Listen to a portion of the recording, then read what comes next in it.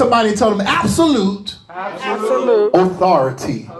Tell somebody else absolute authority. I've been looking at the news, and I thought about one of the powers of our executive office as I was looking in the news when Miss Kardashian visited the White House the other day, and I believe they were trying to give a posthumous pardon to Jack Johnson and another posthumous pardon to Muhammad Ali. And one of the powers granted to the executive branch, whether you be the president or the governor of a state, is you have the authority to either pardon or to commute sentences.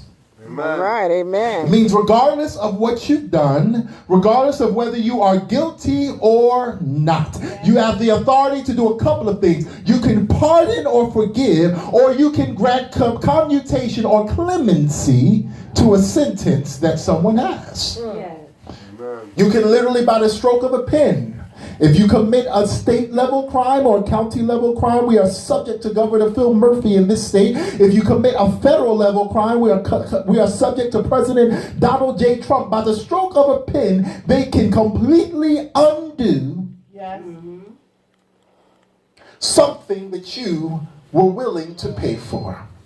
It is an authority that cannot be taken away from them. It is an authority that is given to them, catch this, by the nature of the office that they hold. In other words, it's an unrevocable authority simply because they hold that office. You may not like them, can't stand them, but because they hold the office, they have authority. Amen. Amen. So now we saw in Matthew chapter 28. Stay with me because I'm getting right on the highway. Go ahead, Pastor. All right. But now we saw in Matthew chapter 28, Jesus was on his way ascending to heaven. And he first had to let his disciples know that all power is now given unto me. Yes, Amen. Amen. He now has to let him know that he now has absolute authority. All right. There's a difference between checks and balances and absolute authority. Absolute authority or monarchy or something of that nature, or tyranny as sometimes it is called, is someone's authority that cannot be undone. Yes. Amen. All right. So Jesus now says, I have all power. I have now absolute authority. If we look at the verses before, what actually happened is that after Jesus died on Calvary, and he said it is finished, the Bible declares that Jesus went into the bellies of hell. He went to hell, I hear God right now, to take the keys away from Satan. And if I can make my first point, Jesus went to hell so I don't have to go. Amen. All right. Amen. He himself went into that terrible place. He himself went to the place where there's gnashing of teeth. He himself went to the devil's domain. As the songwriter said, to the dark domain. He himself went into hell. And he now took the keys back. Has anybody in this room ever lost your keys before? Amen. Amen. You can have a nice car and a nice house, but it all hinges on you having these two little metal things. This technology is over 300 years old, but these two little metal things to open the door. All right, amen. You ever been tired, got all the way home, ready to go inside, and realize I don't have all right. Amen. Familiar, Pastor. My key. Amen. You will go all the way back. You will go to the store. You will look on the ground. You will call your friend. You'll ride up and down Main Street, Springfield Avenue, Avon Avenue. Do what you got to do to find your key. Amen. Right. Because I found out, if I could make my next point, possession without access is meaningless. Amen. Amen. I'm going to say it again. Possession without access is meaningless. Yes, it is. Amen. So, darling, if I give you a brand new 2019 Mercedes-Benz, And I mean, it has a fresh new coat of wax on it. The windshield wipers are new. All you got to do is talk to it and say good morning, and it heats up the car for you. I mean, it has a brand new radio, got Sirius and the CDs and everything else in there. The tires are brand new. But I hand you the title to the car. I hand you the registration, but forget to hand you the keys. Useless. Amen. Not much that you can do. So what Jesus now had to do is said, I had to go into hell, and now I've got to get the access back. Amen. I've got to get the keys back. Now I know it's new school, but old school used to be, don't nobody get a key in here that ain't paying. That's old school. They don't do that. They don't do that no more. But they say if you want a key costs. Otherwise you knock, and when I'm home, I'm home. That's right. Amen. But there's something about having access. Yes. But I learned with access also comes responsibility. Amen. All right. If there's something missing in that car and I know who I gave a spare set to, and it looked like the window wasn't broken and looked like the lock hasn't been broken and it was locked back when I went there, then guess who I'm going to first? Amen. That's right. With access comes responsibility. Amen. So Jesus actually went into hell, and he now took the devil's, catch this, he took the devil's access away from me. Amen. So the devil no longer has access. But Amen. I hear some of you saying, Yes. it don't feel like that. I feel like it got a whole lot of access to me. But see, here lies the problem. Keys allow you to open the door, but there's another way to get in the door. If the person on the inside lets you in. Amen. And y'all got quiet, but some of us been buzzing the devil upstairs. Amen. You don't have to knock the door down. You've been opening the door to let him in. You wonder how he got in your house. You let him in. How did he get on your job? You let him in. How did he get in your mind? You let him in. Jesus. Some of us have let him The in. devil in you. Let him in here and make you sing. He said he took the Jesus. keys away from Satan. But that's not the only way to access. You know somebody's a thief. You tell them, don't let them in my house. Amen. They Amen. steal stuff. I don't want them in my house. You talk to them outside, or you going too. Amen. Woo. All right. But he took the keys away from Satan. So now he says, all power is now given unto me. Now all access is given unto me in heaven and in earth. Amen. Amen. Many of us believe that God only has heavenly power. We believe that his power only exists in the upper realm or in the outer realm. But I stopped by to tell you that God or Jesus not only has power in the upper or the outer realm, but he has power in this realm here that we call planet Earth. Amen. All right.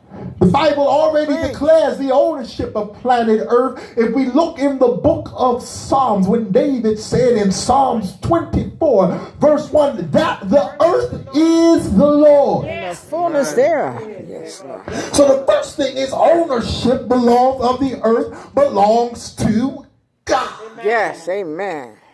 And the fullness thereof. Amen. But he did not stop there, because I learned sometimes you can own the building. Yes. Yes. Y'all don't, some of y'all ain't never been to Rent-A-Center. I said you can own the building, Yes. Amen. but not everything in it. Lord have mercy. All right. It's real nice to own the building, but isn't it kind of nicer when you own everything in it? Yes. How people know you Amen. don't own your electricity? That's right. Amen. All You think right. you do? Stop paying 1 month and then come back and talk to me. Amen. It's nice when you can own the building and everything in it. So God says, not only do I own the earth, but I own everybody and everything in it. Yes. Glory to God. Amen. Amen. That means everything I put in Amen. belongs to me. Amen.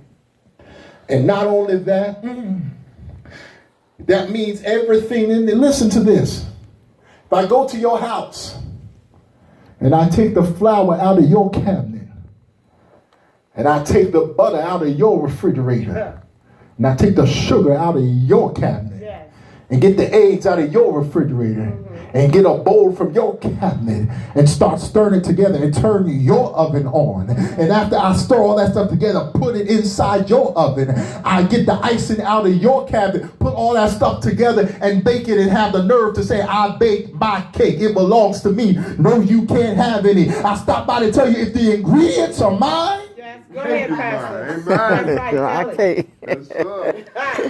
Then the final outcome is mine too. So I stop by to tell you in this earth that God's created, there's nothing that you can do that does not belong to God. There's nothing that can happen that does not belong to God. He put me here. He put everybody here. He owns and controls everybody. Yes. And everything. Hallelujah.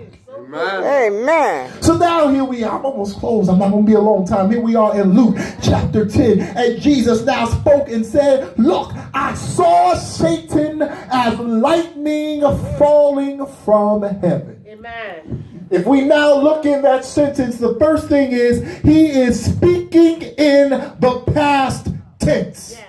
Amen. I'm going to say it again. He is speaking in the past tense. In other words, he's speaking of something that already happened. Amen. Amen. Amen. He's not telling you what's to come.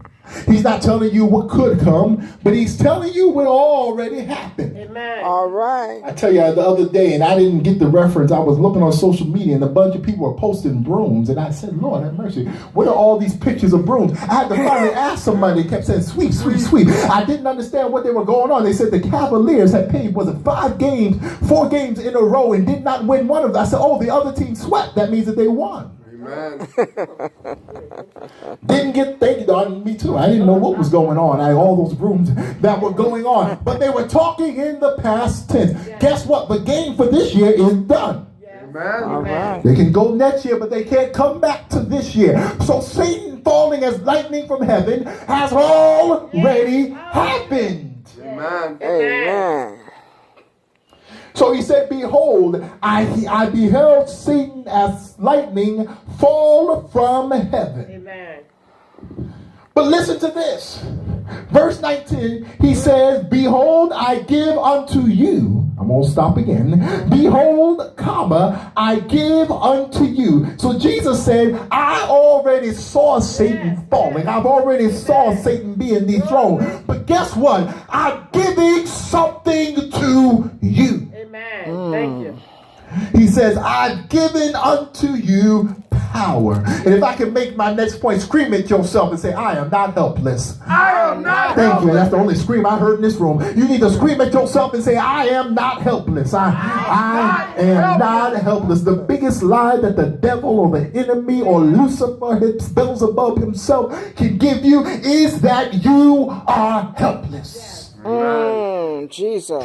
I am not helpless. Amen. I got enough tools or enough power to help myself. Amen. So he said, behold, I've given unto you power to tread on serpents and scorpions. I don't know if any of us in our lifetime have ever encountered a serpent or a scorpion, but serpents and scorpions by nature bite and sting. Amen. The serpent bites and the scorpion stings. The serpent's bite usually has poison, and oftentimes the scorpion's sting has poison. Serpents and scorpions are deadly creatures. Amen. Those who come encounter with them often don't make it out alive.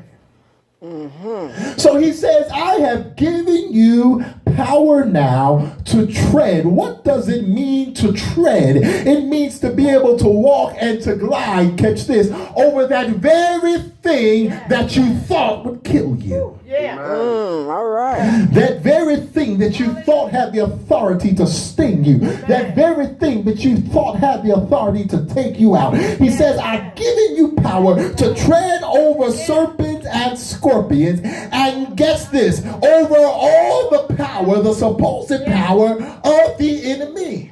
Amen. But here's the part I like after the colon. I can do a whole subject. You can check after the colon. If many of us get a lot of scriptures and we just like the part before the colon. We go in the Old Testament and say the race is not given to the swift or the strong. Then we go 6 books later and says to the one that endureth to the end. They are not even in the same testament. Amen. I'm telling you, just look it up. The Bible says the race is not given to the swift or the strong, but time and chance unto every man. That's what the word says. Amen. But sometimes you ought to be able to check after the colon. He says, and. I love the word and. They don't have Schoolhouse Rock. Do they still have that on TV anymore? They used to have a saying that's a conjunction, junction. What is your function? Different conjunctions have different functions. When you have the word and, it is a connector to the previous thought. It now connects both things that are going on. It is inclusive. When you see the word or, therefore you could either have part of this or part of that. There is a choice. But and means they are now, listen, dependent on one another. Amen. They are dependent. You cannot have this part without having that part. So it's nice to have an and. Yes, it is. When you see the word but, it cancels out or it offers an exception to what's going on. So you have the conjunction and, you have the conjunction or, and you have the conjunction but. But the conjunction we gave here is and.